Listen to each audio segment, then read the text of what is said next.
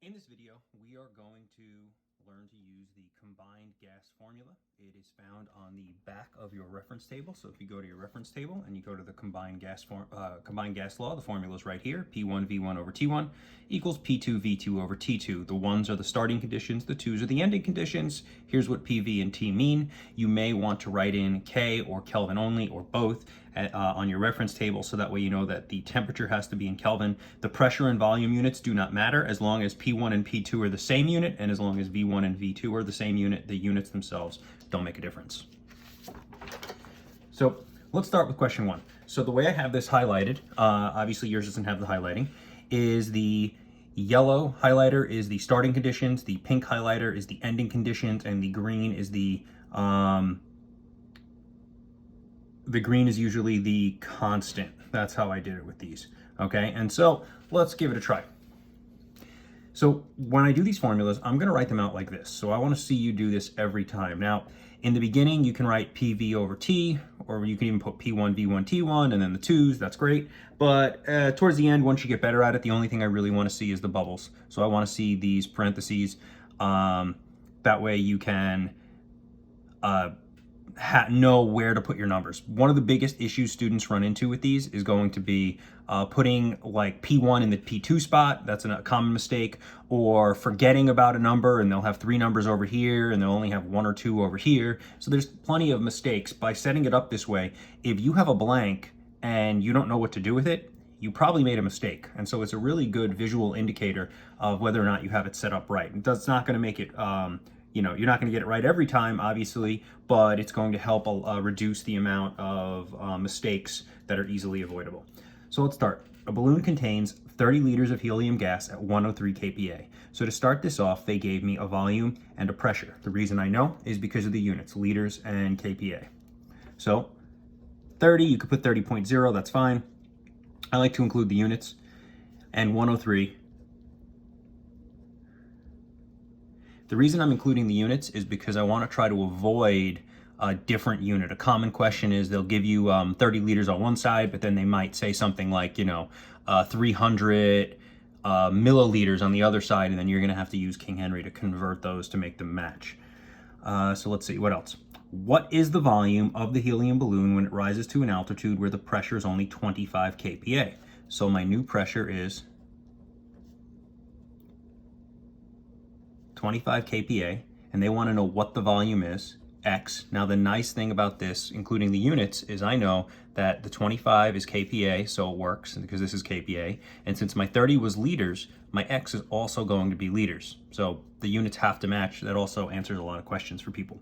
And then the last part, assume the temperature remains constant. So when the temperature remains constant, we completely ignore it. So now pretend like there's no denominator because we just crossed it out, and it's 103 times 30 equals 25 times x. You solve for x, this shouldn't be too hard, and you get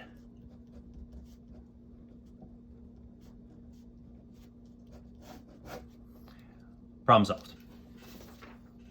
Okay, let's jump to number 4. The reason I'm jumping to 4 is 2 and 3 are basically the same problem, so I'm gonna have you do those. So number 4 says, if a balloon is inflated in a room at 24 C, be careful, because it's Celsius in both cases. If the balloon is inflated in a room at 24 C and has a volume of 4 liters, the balloon is then heated to, okay, so let's start by setting it up.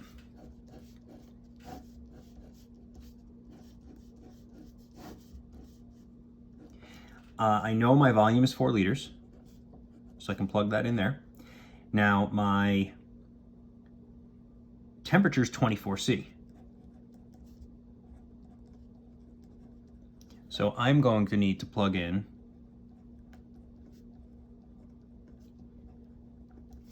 use my temperature Kelvin conversion, plug in 24 for the C, and then solve for my temperature in Kelvin, which is 297. And there's my new temperature. And again, remember, gotta be Kelvin. Okay, so that's my starting conditions. The balloon is then heated to a temperature of 58. What is the new volume? So they want my new volume. Units are going to be liters. Again, the units have to match. And my new temperature, or my final temperature, is going to be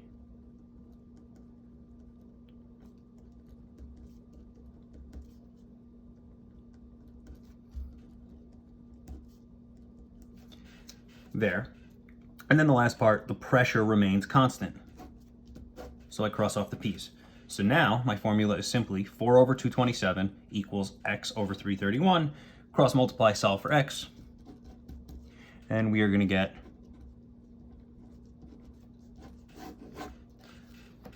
final answer. All right, so that is a pretty simple problem. Again, I'm going to skip 5 and 6. They are going to be very similar. Their pressure is going to be constant on those, and we'll go to 7. And 7 is going to be the last one that I do in this video. It tends to be not, I wouldn't say harder, but they throw you off a little. So let's look at 7. We'll set it up first. Always do this every time. It really does help. The volume of a gas-filled balloon is 30 liters, 313 Kelvin, 153 kPa. So that was nice. They gave me 30 liters, 313 Kelvin, and 153 kPa. So they gave me my P1, my V1, and my T1. What would the new volume be? So they want new volume, so it's going to be there, and it's going to be in liters because they have to match again. At standard temperature and pressure. Now, a lot of students will look at that and say, I don't get it. They didn't give me any numbers on this side. What do I do?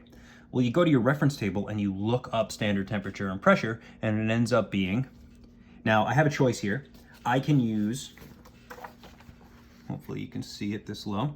I can use, we'll do here, the 101.3 kPa or the 1 atm. Both pressures are valid. Since the first pressure they gave me was in kPa, I'm going to use the kPa pressure. If this number was in ATM, then I would just use the ATM pressure. I just need to make those units match. And then standard temperature, this is easy. It always has to be Kelvin. So I just get 273 Kelvin. So now to solve this, it's just a very large cross multiplication. 153 times 30 times 273 equals 313 times 101.3 times x. You get some really big number, and then you divide out to get x, and we end up with, I'm obviously skipping the math. You should be able to do that at this point. But these are the types of questions you can get. I do want to see all the work. I want to see it done just like this. So there's a front and a back. All the work does have to be shown and stapled to it when you turn these in. You do not have to highlight it, although I will definitely give you bonus points if you do highlighting similar to the way I did it. You know, use one color for the constants, one color for the starting conditions, and one color for the ending conditions, and I'll definitely give you a lot of extra credit on this.